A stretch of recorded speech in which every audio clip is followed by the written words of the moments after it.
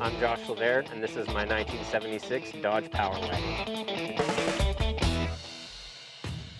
This truck has had a little bit of a makeover done to pay tribute to an iconic car from a TV show that I grew up watching and that I fell in love with. The name of the truck is the General because I didn't want to commit any sort of blasphemy by trying to say it's the General Lee. Everybody that knows the General Lee knows it's a 69 Charger. I wasn't trying to replace it. All I was doing was making sort of an homage to it, and so I will not call it the General Lee. It's not the General Lee. This truck is the General, and that's how we refer to it when we decide, you know, we're going out tonight. Are we taking the General? The idea came sort of as a joke from one of my friends. He said, "Hey man, you know, wouldn't it be neat if you did the 01 on the door and put the Dixie horn in it?" And we kind of laughed it off. And then when I got the truck home, I thought, you know what? That's exactly what I'm going to do to it. It was in dire need of some attention. This thing had been beaten and abused badly its entire life. It was rotting. The floor pans were fixed by someone took a maximum 40 km/h sign from a construction site and sheet metal screwed them to the floor and then hit it with expanding foam, and that was their repair.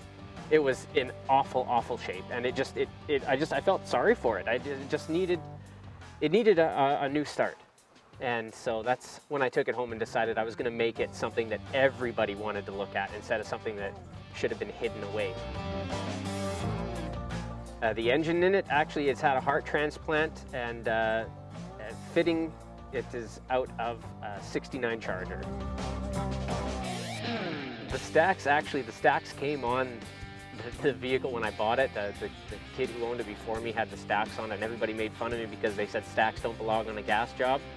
And it was only because they said that I made sure I kept them, because this whole thing was about doing something different. It was not about building the same truck as the guy down the road. It was about having something that no one has seen before.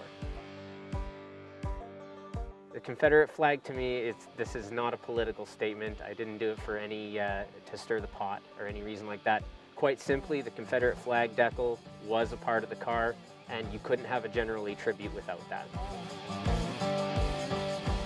I can't get fuel without having somebody stop me and ask me about my truck and go over, you know, what did you do? Why'd you do this? Where'd you get that? You know, this is so cool.